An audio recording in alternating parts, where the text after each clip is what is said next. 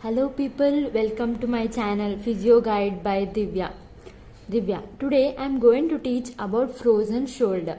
This is the most important condition. It is also called as a periarthritis shoulder or adhesive capsulitis. Periarthritis means that inflammation of tissue around the joints, inflammation of tissue around the joints. What are the tissues? Means muscle, tendon, bursa of shoulder.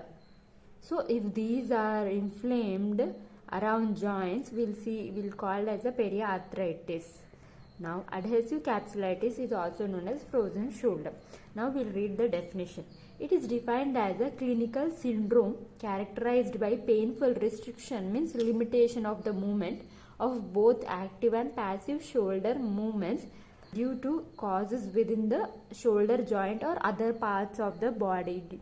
Due to causes in the shoulder joint, there will be limit of movement, or due to other causes like diabetes, sugar, BP. Okay, due to those conditions, other causes also. Now, its mobility makes it very vulnerable to problems, which ultimately freezes its movements.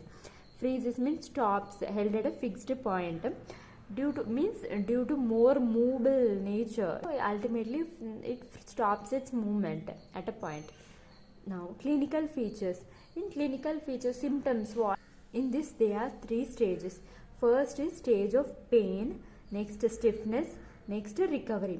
First stage they'll feel pain, next joint will be stiff at that point, and next pain will subside and recovery stage. Okay, now we'll read. Patient complain pain with insidious, means gradually proceeding slowly onset and decreasing movement. Will see external rotation, loss of abduction away from the body, and forward flexion upward also they can't do. They feel more pain. This stage lasts for 10 to 36 weeks. Pain is usually nocturnal, night time, and will not radiate. Means this frozen shoulder will not radiate until there will be cervical spondylitis. Neck pain will be, means it will radiate, unless frozen shoulder will not radiate. Means the pain will not move from one place to other place. Okay, now stage of stiffness. In this stage, pain gradually decreases and patient complains of progressive, there will be stiffness of shoulder in capsular form. Slight movement are present. Now in this stage of recovery, patient will have no pain and movement will be recovered but will never be regained to normal. Means there will be no pain, movement also will be decreased, but it will not, they can't do their movement and will not recover so easily, and it lasts for 6 months to 2 years. ADL activities severely, daily activities are affected severely. Now next one, causes.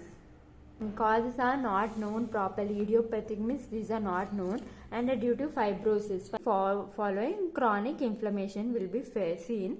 Now in first, primary shoulder causes. First, what are the causes? Primary causes means the problems related to shoulder joint which can give rise to frozen shoulder are tendinitis of rotator cuffs, means the swelling of the tendon connecting muscles, biceptal tendinitis, inflammation of tendon, or fractures, dislocations. Dislocations means which is joint which is moved from its normal position. Okay, around shoulder, etc. Due to these causes, frozen shoulder will attack. Now due to other secondary causes, means problems which are not related to shoulder joint like diabetes, hyperthyroidism, hypertriglyceridemia, cardiovascular disease, reflex sympathetic dystrophy, frozen shoulder syndrome, complications of Colles fracture. Colles fracture means break in the radius close to wrist. Break in the radius close to the wrist. Here there will be a fracture. Okay, in this cause also. Now pathology. Pathology means during During abduction, during away from the body, repeated overhead due to more activities of the shoulder, long head of biceps and rotator cuff undergoes strain, resulting in inflammation. Inflammation means that over exerting when a pull or push movement, wasting. So inflammation, fibrosis, thickening of the shoulder capsule, that there will be loss of the movement. Inflammation, fibrosis, thickening of the shoulder capsule. Prolonged activity causes small scapular and biceps muscle to waste. Waste means gradually loss. Faster load on joints increases, degenerative changes set up, and capsule is fibrosed and shoulder movements are decreased. Okay, once read. Investigation, if we see plain x-ray, we cannot come to a conclusion but may show some sclerosis. By arthrographic, there will be contracted capsule. Treatment, conservative treatment, first one. Next one, physiotherapy management. Conservative, long acting, so NSAIDs are preferred. Long course, this is a long course. Intra-articular steroids may help, and acupuncture may also help. Physiotherapy management, twin approach, like a shoulder mobilization, stretching of the muscle. These both are more useful. The main capsule, thick and the main culprit for shoulder stiffness, by big shoulder stiffness, why it is stiff means thick and contracted capsule. So efforts we must do by passive mobilization, Maitland mobilization, by manual techniques with the help of our hands. Now firstly will you heat to decrease pain. Okay, capsule can be relaxed more by applying heat with the joints, will be more stretched and stretchable by deep heating ultrasound or by other suitable techniques, modalities we can use. Special focus on anterior inferior border of the axilla. So anterior inferior border of the axilla must be special focus by heating technique. Now passive mobilization techniques. See this picture and understand. I am reading here. In this position, therapist stabilizes the shoulder joint with one hand and grabs the wrist with other hand. Slow rhythmic circumduction movements are carried to limit pain. Okay, here round movements are to be done. Patient hand, one hand on the table. Now in supine position, this is in standing position, this is in supine. Next one is supine position. Shoulder maximum abduction means away from the body. Neutral rotation with elbow in 90 degrees flexion. See, elbow in 90 degrees flexion.